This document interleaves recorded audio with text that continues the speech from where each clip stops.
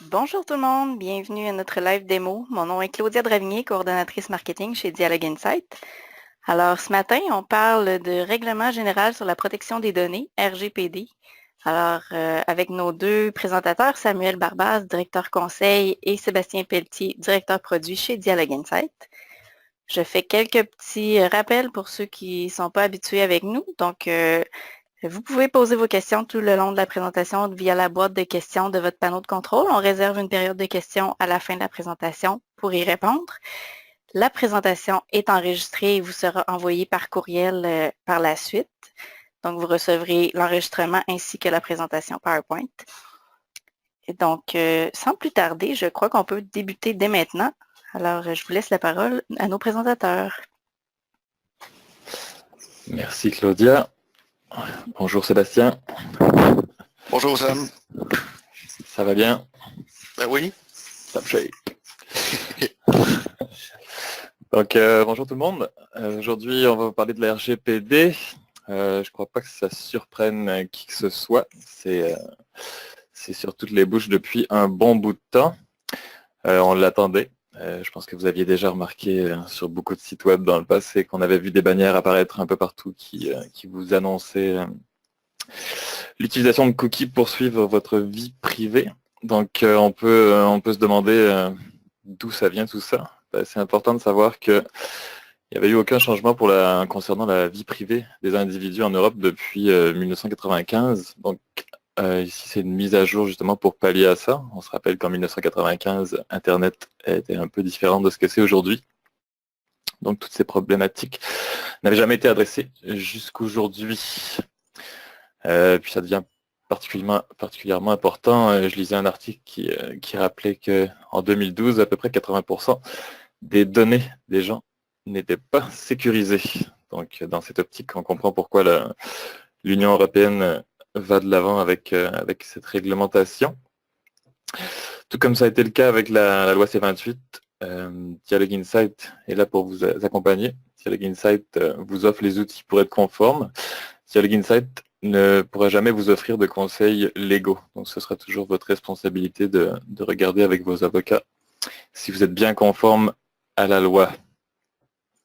Donc pour reprendre les grands principes de la RGPD, ce que ça implique. En premier lieu, c'est important d'avoir une personne désignée dans votre entreprise, donc un délégué à la protection des données, qui sera la personne qui verra la mise en place des bonnes pratiques, mais aussi la personne qui s'assurera d'avoir que tout le traitement des données est schématisé. C'est important justement que cette personne-là fasse le tour de absolument tout. Ici, on est que Dialogue Insight et on ne parle qu'au nom de Dialogue Insight, mais la plupart des environnements de vos environnements, les environnements de nos clients, vont regrouper une multitude de sources d'acquisition de données, que ce soit Google Analytics, Salesforce, votre e-commerce ou n'importe quoi d'autre. Donc tous ces acteurs-là doivent être mappés, et donc vous devez avoir une vue globale et comprendre absolument toutes les interactions avec la donnée. Le big data, c'est à la mode. On estime qu'en d'ici 2020, on accumulera pour chaque individu pas loin de 2 mégabits par jour de données sur un individu. Donc c'est cool du point de vue des marketeurs, c'est un peu moins cool du point de vue des individus. Donc la RGPD vient un peu nous protéger en tant qu'individu de justement cette accumulation de données qui peut facilement tomber hors de contrôle. Oui, et justement pour le point 2, revoir les pratiques existantes, en fait, c'est de revoir nos processus d'acquisition de données comme dans nos formulaires d'abonnement, etc. Et une des bonnes pratiques est de recueillir seulement l'information ou les données que nous avons besoin pour le traitement voulu, comme par exemple envoyer une infolettre, si nous avons besoin seulement du nom, prénom, courriel, ce n'est pas nécessaire de recueillir, par exemple, le code postal et trop de données qui, au final, ne seraient pas utilisées. Exactement, justement pour les férus de statistiques, on estime qu'il y a à peu près juste 0,5% des données qui sont capturées, qui sont présentement analysées, et à peu près 3% de données capturées qui est prête à être analysée. Donc on a souvent tendance à se dire je vais en récupérer le plus possible, mais dans le cadre de la RGPD, c'est hyper important de juste conserver ce qu'on sait qu'on va utiliser et ce dont on a besoin en fait. Pour le privacy by design et le privacy by default, donc c'est toujours d'offrir le plus haut niveau de sécurité possible. Et ça c'est quelque chose que Dialogue Insight fait déjà de notre côté. Donc c'est vraiment de vous assurer que tous vos intervenants fassent la même chose, que de votre côté aussi ce soit sécurisé autant que possible. Oui, puis pour notre côté, Dialogue Insight, au niveau du privacy par design, par défaut, nous avons des procédures en place et pas n'importe qui chez Dialogue Insight qui peut accéder aux données, par exemple, des clients, des comptes des clients, seulement les gens qui doivent y accéder, comme par exemple le support pour aider les clients, les gestionnaires de projets pour aider à faire des projets avec les clients intégrés. Donc, on a des procédures en place d'accès limité aux utilisateurs pour pas que ce soit n'importe qui accède à n'importe quoi en tout temps.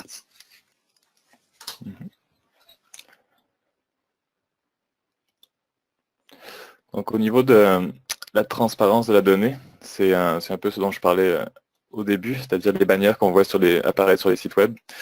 Donc il y a cette notion d'informer le contact de toute la donnée qui peut être capturée, qui lui appartient. Donc et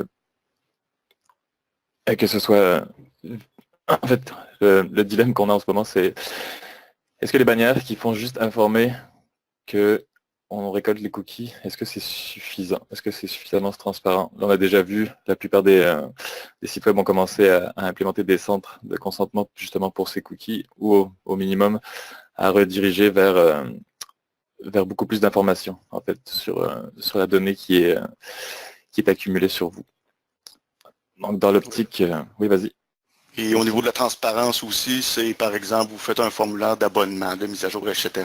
C'est d'expliquer aussi que les gens ça soit transparent sur les données. Qu'est-ce que les données nous allons faire avec? Ça veut dire, je complète un formulaire d'abonnement pour une infolettre X. Les gens savent que c'est pour s'abonner, évidemment, à l'infolettre. Mais d'expliquer aussi, peut-être par un petit texte, ces données ne seront pas partagées par des tiers, c'est seulement pour nous, pour vous, pour utiliser, envoyer des infolettres que vous avez acceptées. Donc, c'est être transparent dans qu'est-ce qui va être fait avec toutes les données, peu importe de quelle manière ils sont recueillis.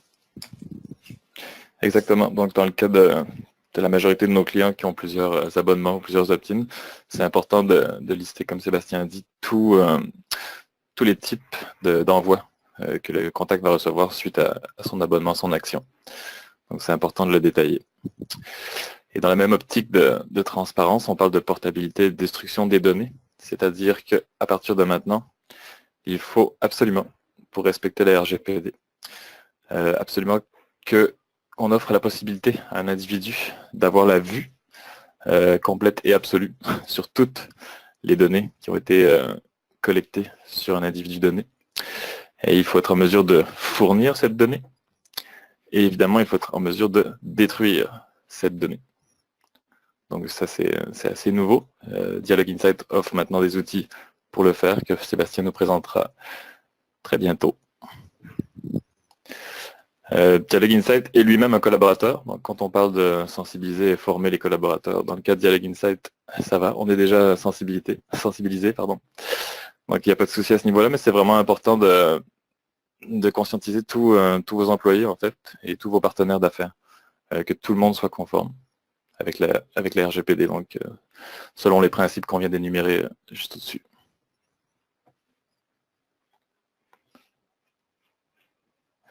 Alors, comment savoir si vous êtes touché par la RGPD? Eh bien, en fait, c'est plus dur de ne pas être touché par la RGPD que d'être touché par la RGPD. Même si vous êtes géolocalisé au Canada ou ailleurs sur Terre, en dehors de l'Europe, n'importe qui interagit avec des données de citoyens européens a l'obligation d'être conforme avec les RGPD. Donc, l'Union européenne s'est donné les moyens de poursuivre en justice à l'international. Donc on verra comment ça se concrétise, si ça se concrétise, mais on le voit déjà, il y a des actions qui ont été menées contre les plus gros. Donc Google, Apple, LinkedIn et compagnie se voient déjà poursuivis. C'est pareil, même si dès que des citoyens européens viennent sur votre site web, vous avez l'obligation, si vous récoltez des cookies ou n'importe quelle autre information, de leur offrir le choix de récolter ou non la donnée, ou tout au moins de les informer que vous récoltez cette donnée. Donc c'est un enjeu qui touche à peu près toute la planète, et bien sûr Dialogue Insight. Oui, donc évidemment sur votre site web, avec vos statistiques que vous avez déjà, vous pouvez voir si selon les statistiques de visite de pays, sortir cette information-là. Je crois que c'est pas mal présent sur pas mal les statistiques de visite. Google Analytics, je suis certain qu'ils les ont. Et si vous envoyez des communications à des contacts de l'Union européenne, comme par exemple des communications que vous envoyez par notre application Dialogue Insight, je crois que vous connaissez déjà, que vous avez des contacts européens. Il y a un client justement qui nous disait, ben moi j'ai 43% de contacts européens, il le savait déjà. Mais pour ceux qui ne le savent pas, on a quelques options pour vous, comme par exemple, si vous avez le champ et la donnée pays dans la fiche de vos contacts, vous pouvez faire un groupe pour cibler ces gens-là et savoir vous en avez X nombre qui sont dans tel pays. Vous pouvez y aller aussi avec l'extension des courriels, le .fr par exemple, des choses comme ça qui sont dans l'Union européenne et la géolocalisation aussi. Notre collègue Alexandre Touin a fait une vidéo qui est ici au bas, qui montre la plateforme et comment faire concrètement là, à quel endroit dans la plateforme créer un persona, par exemple, ou utiliser la géolocalisation. Donc, vous pouvez prendre en note le lien du vidéo et le consulter sur YouTube. Autre chose à dire là-dessus, Samuel? Non, je pense qu'au niveau, ça fait le tour. On n'est pas ici pour donner un cours hyper poussé sur la RGPD. Je pense que tout le monde a déjà une bonne notion. On va plutôt vous montrer comment les outils Dialogue Insight vous permettent justement de répondre à tous ces nouveaux critères de gestion de la donnée et de la vie privée. OK. Donc, pour ceux qui connaissent notre centre de consentement pour la loi C28 canadienne, qui permet de créer des types d'abonnements pour les contacts où les contacts peuvent s'abonner par des formulaires, je m'abonne à l'infolette, je m'abonne au communiqué, etc. Ça, c'est correct pour le RGPD parce que c'est un consentement explicite. Donc, la personne complète un formulaire et soumet les données explicitement.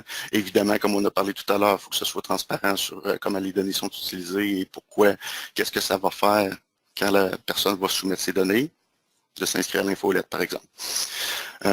Donc, notre centre de consentement actuel est correct, est conforme, et on a rajouté des éléments dans la plateforme que nous voyons ici.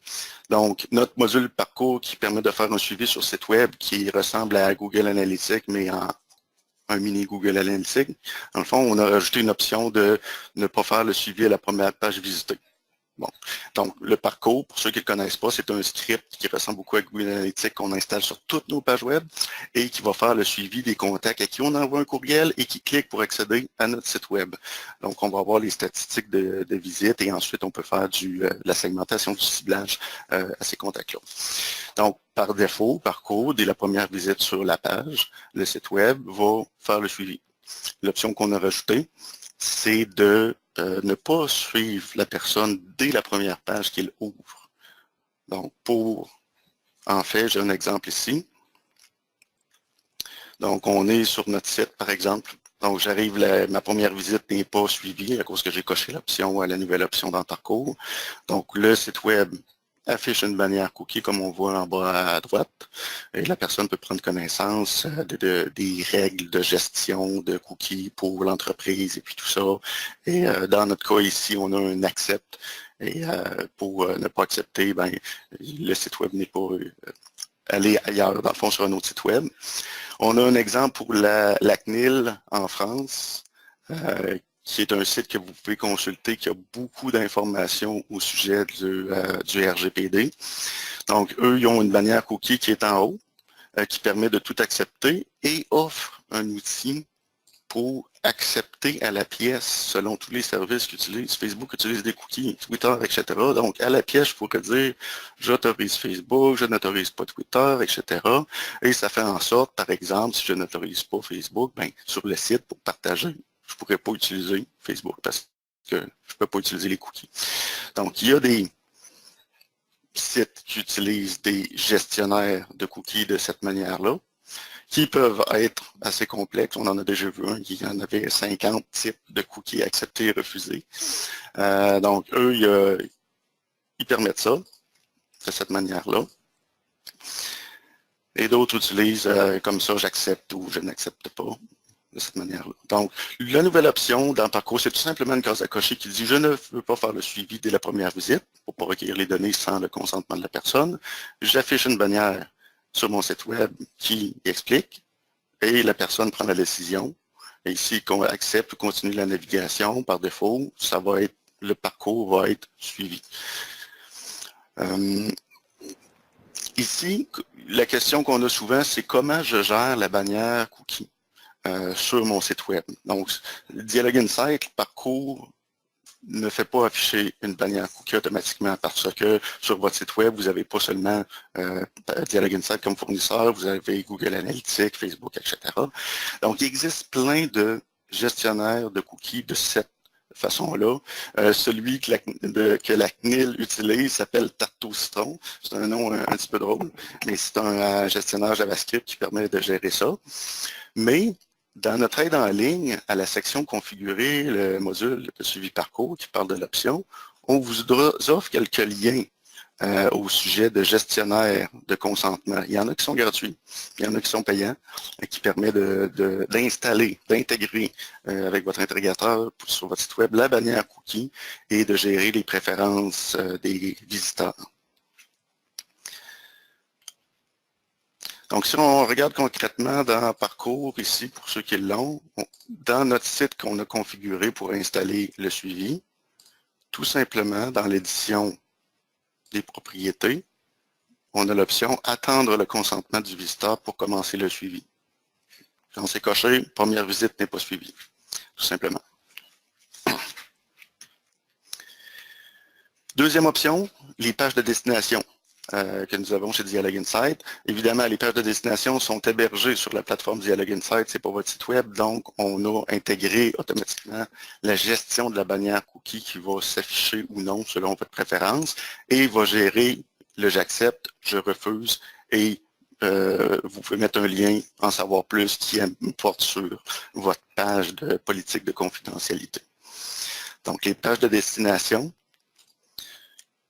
Je viens sur la plateforme, sous page de destination et configuration, nous avons rajouté un menu consentement de suivi comportemental qui vous permet d'activer ou non la bannière applicative sur vos pages. Donc, si c'est activé automatiquement sur toutes vos pages, la bannière va être affichée. Vous pouvez la personnaliser les textes, les boutons, le texte explicatif et les couleurs selon votre page. Et vous pouvez l'afficher en français et en anglais, les mêmes langues que les pages de destination que vous pouvez faire. Donc, si la personne accepte, évidemment, on va voir les statistiques de visite que nous avons sur les pages de destination. Donc, par exemple, les statistiques qu'on voit ici de visite. Si la personne refuse, on n'aura pas les statistiques pour cette personne-là de visite. Et les boutons à savoir plus redirigent sur votre site. Donc, c'est l'option qu'on a rajoutée ici que vous pouvez activer ou non si vous avez les pages de destination, évidemment, dans votre compte.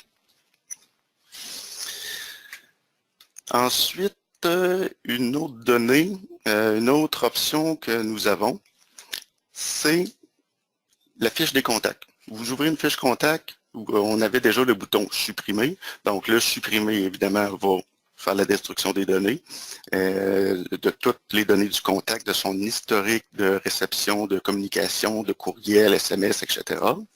Donc ça, c'est simple. C'est pas quelque chose que vous pouvez offrir à vos contacts qui peuvent faire eux. C'est le contact qui vous fait la demande et vous pouvez faire la recherche dans votre projet, trouver le contact et le supprimer à l'aide du bouton. Et nous avons le droit à la portabilité des données. Nous avons rajouté un bouton exporter dans la fiche du contact. Donc, ça va exporter toutes les données que nous avons sur le contact. Donc, ces données de profil, ces historiques de consentement, ces historiques de réception de courriel, de parcours, etc. Donc, si on va regarder rapidement dans un contact, je vais aller rechercher le mien. Et dans le profil, on a le bouton supprimer ici. Comme je viens de parler, tout simplement, ça supprime toutes les données. Et nous avons le bouton exporter qui vous offre un fichier à télécharger. Et puis, vous pouvez transférer ce fichier-là au contact qui en fait la demande ou le transférer à un service tiers s'il y a lieu. Donc, c'est vraiment quelque chose que le client, vous devez aller dans votre projet et exporter les données pour le contact. Ce n'est pas le contact qui peut le faire automatiquement par un formulaire ou quelques processus. Donc, le droit à la destruction des données, le droit à la portabilité des données. C'est l'option la plus facile. Et on a une dernière option, consentement de suivi dans les communications. Ça, c'est disponible sur activation. Vous décidez dans votre liste de contacts, dans votre projet sur Dialogue Insight, d'activer ou non cette fonctionnalité-là, si vous en avez besoin. Ce que ça fait, c'est que vous allez pouvoir offrir l'option à vos contacts dans les communications, courriel, SMS, etc., de refuser d'être suivis dans ces communications-là. Le suivi, on parle d'ouverture, donc savoir que la personne a ouvert, savoir que la personne a cliqué, etc., dans les communications. Donc, on va pouvoir, la personne va pouvoir refuser par un formulaire spécial de désabonnement au suivi. Donc, je vais vous montrer l'option. Donc, évidemment, vous devez avoir les droits de configuration dans votre projet pour faire la configuration. Donc, configuration des contacts, une nouvelle tuile suivi comportemental et protection des données, que par défaut est désactivée. Si vous ne voyez pas la tuile, vous pouvez contacter le support ou votre directeur de compte afin qu'on le mette au niveau de votre compagnie et l'option va être ensuite ici que vous allez pouvoir activer. Tout simplement, on clique activer et on fait sauvegarder. Ce que ça va permettre à ce moment-là, c'est de vous définir un formulaire de désabonnement au suivi comportemental. Ça veut dire que au même endroit où nous avons les formulaires de désabonnement au courriel, ici, nous avons rajouté sur le même principe des abonnements au suivi comportemental que vous allez pouvoir configurer les couleurs, les textes, etc. Donc, consentement de suivi, courriel, nous recueillons les statistiques d'ouverture et de clic afin d'optimiser nos communications. Bon, vous offrez une meilleure expérience, la personne peut refuser le suivi. Donc, pour accéder à ce formulaire-là, ça doit être un lien, comme le lien de désabonnement que vous connaissez, si vous utilisez déjà notre plateforme, le lien de désabonnement courriel qui mène au désabonnement qu'on voit ici. Donc, désabonnement du courriel. Vous définissez votre formulaire et à l'intérieur d'un courriel, par exemple, vous pouvez insérer le lien de désabonnement au suivi comportemental au bas de votre courriel. Donc, par exemple, vous pourriez dire, nous faisons le suivi, blablabla, pour optimiser nos communications, vous offrez une meilleure expérience, si vous désirez refuser, cliquez ici et la personne peut se désabonner. Ce statut de consentement de suivi accepté, refusé peut être aussi utilisé dans les formulaires d'abonnement et de mise à jour. Vous faites un formulaire d'abonnement, on demande le nom, prénom, courriel, cochez les abonnements que vous désirez recevoir, les infolettes et communiqués, et vous pouvez rajouter la case à cocher, j'accepte ou je refuse le suivi comportemental, etc. Donc, dans les abonnements et les formulaires de mise à jour. Ensuite, comment ça va se refléter dans la fiche des contacts? On va avoir l'information si la personne accepte ou refuse. Donc, si je retourne dans le même contact que j'avais précédemment,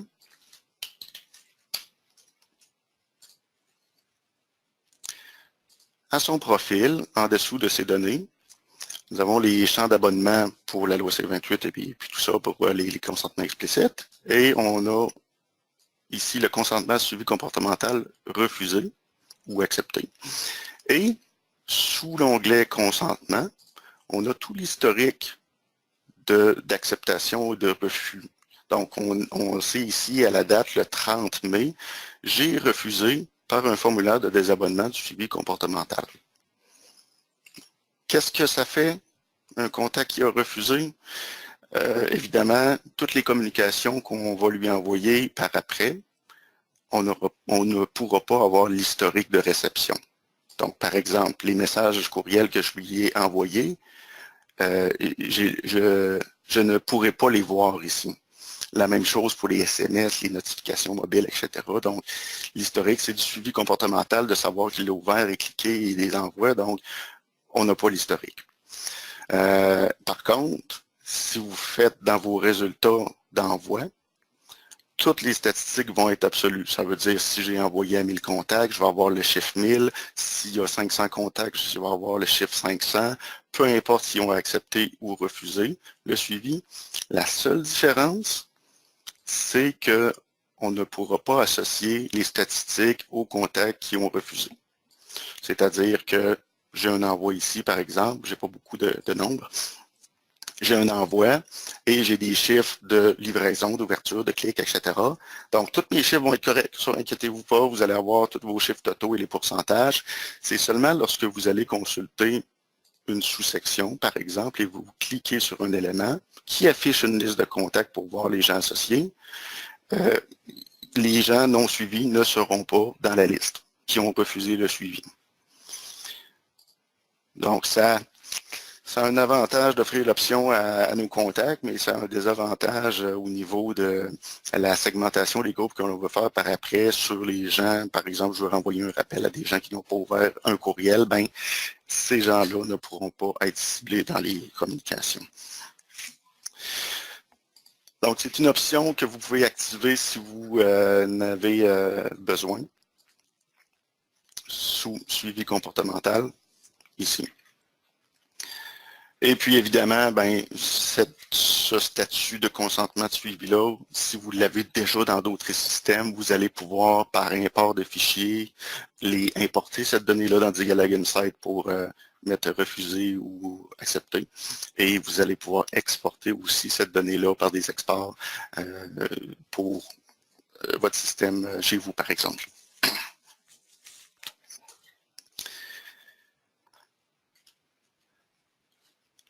Donc, c'est les principales options que nous avons rajoutées. La plus grosse, c'est la dernière que j'ai parlé, qui est sur activation. Les autres sont disponibles dès maintenant dans tous les comptes des clients. Merci Sébastien, je pense que c'est assez clair. J'apporterai peut-être une précision, tu as parlé du centre de consentement tout à l'heure, donc les gens qui sont habitués de travailler avec la loi C28 anti-pourriel, juste prendre note que dans la RGPD, en tout cas selon mon interprétation et plusieurs autres, il n'y a pas de notion d'implicite. Donc les seules choses qui se rapprochent d'un implicite, c'est par exemple envoyer un mail suite à une demande de contact ou ce genre de choses où les gens n'ont pas explicitement dit je vais te contacter, mais évidemment c'est suite à une action qu'ils ont prise. Donc c'est à peu près la seule notion d'implicite qu'on retrouve dans la RGPD. Donc le module d'implicite, a priori, ne doit pas être activé pour les gens qui travaillent uniquement en Europe. J'aimerais peut-être préciser aussi, je ne l'ai pas dit, mais la RGPD est en place depuis le 25 mai. Donc si vous êtes en retard, ne paniquez pas. On estime qu'il y a à peu près 30% des entreprises qui sont conformes. Ceci dit, ne tardez pas parce qu'on n'a pas encore de vue sur les répercussions que ça pourrait avoir. Et si vous avez peur de perdre beaucoup de contacts suite à ces changements, ben, n'ayez pas peur. En fond, tant que vous êtes pertinent pour vos contacts, ils accepteront toujours d'interagir avec vous et de vous donner leurs données, un peu comme on le fait tous quand on visite un site qui nous intéresse. On clique tous sur accepter les cookies. Il n'y a pas de souci à ce niveau-là. Il faut juste éviter les mauvaises pratiques.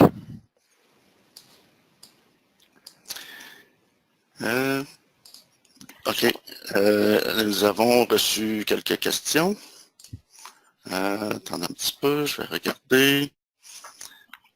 Oui, il y en a plusieurs. On peut peut-être prendre quelques minutes pour répondre à quelques-unes. Je ne sais pas si on va pouvoir toutes y répondre parce qu'il y a déjà On a déjà passé le 30 minutes, donc je vais peut-être te laisser, Sébastien, en choisir quelques-unes pour répondre. Les autres, on fera un suivi par la suite. OK, j'en ai une ici. Est-ce que le refus du suivi comportemental fait partie intégrante de la loi? Non, c'était pas clairement défini dans la loi. Dialogue Insight a décidé d'ajouter cette fonctionnalité-là, je dirais au cas ou pour le futur, parce qu'on voyait peut-être venir ça éventuellement. Donc, il s'agit de vérifier, revérifier dans la loi ou l'interprétation de la loi, parce que c'est beaucoup d'interprétations. Il y a beaucoup d'articles sur le web qui parlent de la loi RGPD, c'est le grand flou, on ne comprend pas tout encore, etc. Donc, c'est une fonctionnalité qu'on a mis sur activation justement pour ce cas-là, parce que c'était pas clairement dans la loi.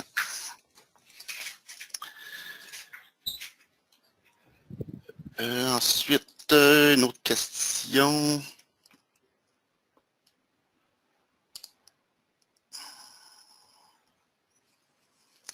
Si je fais de l'hygiène, suppression d'un contact inactif de liste, comment je gère le contact qui ne sont pas suivis?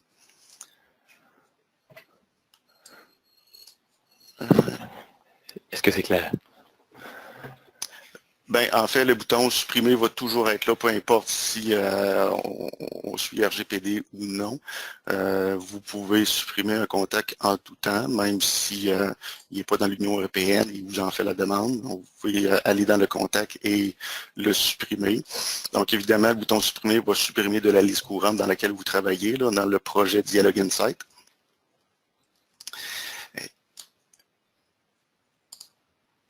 Une autre question reliée à la suppression de contacts. Comment on peut supprimer plusieurs contacts à la fois pour ne plus communiquer avec? On a un outil, si pour les groupes, par exemple, vous créez un groupe qui cible les contacts que vous désirez supprimer selon des critères. Dans l'outil de groupe, il y a une option, une icône qui permet de « Je désire supprimer les contacts de ce groupe » et vous avez l'interface pour lancer la suppression de masse sur les critères du groupe. Donc, je peux le montrer rapidement ici. Dans Contact Groupe, j'ouvre n'importe quel. Et vous allez avoir une icône ici qui est effacer les contacts ciblés par le groupe.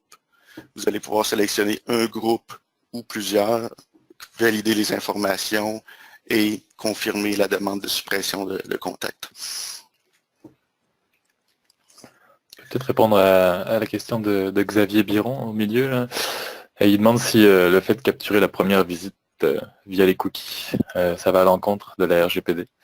Donc, selon ma compréhension, oui, parce que le contact n'a pas été consulté avant qu'on capture cette première visite. Dans la mesure où vous la captureriez et que le contact dirait non après, il faudrait que vous soyez en mesure de venir annuler la première capture qui a eu lieu.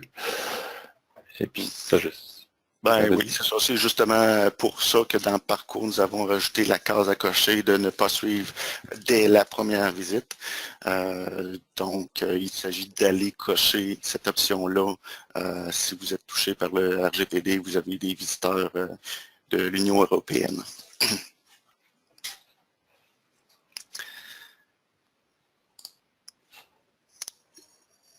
Ici, une question peut-être pour Sam. Quels sont les recours si les partenaires ne respectent pas le RGPD? Quelles sont peut-être les pénalités si on ne respecte pas le RGPD, si on a trop de plaintes? Selon ce que je me souviens, les partenaires ne peuvent pas être... ils sont imputables de ce qu'ils font, mais envers vous, en fait. Du point de vue de la RGPD, il y a seulement vous, notre client, qui est responsable. Donc nous, on a une redevance envers vous. On doit avoir un accord de conformité. Et vous êtes imputable aux yeux de la loi, en fait, et pas vos partenaires. À valider avec vos avocats comme d'habitude, mais c'est ma compréhension.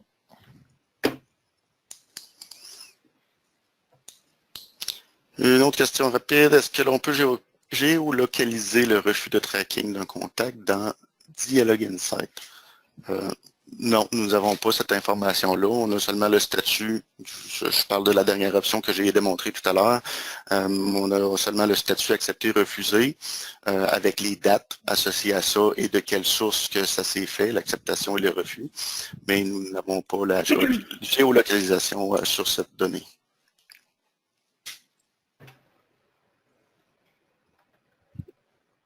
Peut-être qu'on peut prendre juste une dernière question avant de terminer, puis après on va terminer. Est-ce qu'il y a un délai à respecter pour répondre à ces demandes? OK, je crois que c'est les demandes de suppression et droit à l'oubli et portabilité des données que l'on parle ici. Ouf, bonne question. Ben, en le fond, c'est dès que possible, mais je n'ai pas l'information exacte. C'est à l'intérieur de quelques jours, une dizaine de jours, une 30 jours. Il faudrait valider dans le règlement s'il y a quelque chose de précis là-dessus. Évidemment, on ne doit pas attendre 2 ans, mais c'est dans un délai raisonnable que l'on doit répondre. Parfait. Donc, je pense que s'il y a des gens qui avaient d'autres questions, on va vous inviter peut-être à contacter votre directeur de compte ou votre gestionnaire de projet chez nous ou tout simplement nous donner un coup de fil, nous écrire à info@dialogueinside.com. Donc, on va s'assurer de faire un suivi pour le reste de vos questions. Et on vous rappelle quand même qu'on n'est pas des avocats ici chez Dialogue Inside. Donc, si c'est des questions plus niveau légal, on va vous référer à votre département légal ou à vos avocats, à vous. Donc, je vous rappelle également que la présentation était enregistrée et on va vous la faire parvenir par courriel dès que possible. Et merci d'avoir été là. Merci Sébastien et Samuel pour la présentation. Merci beaucoup. Plaisir. Merci et on se voit une prochaine fois. Merci, au revoir. Bonjour. Bonne journée, au revoir.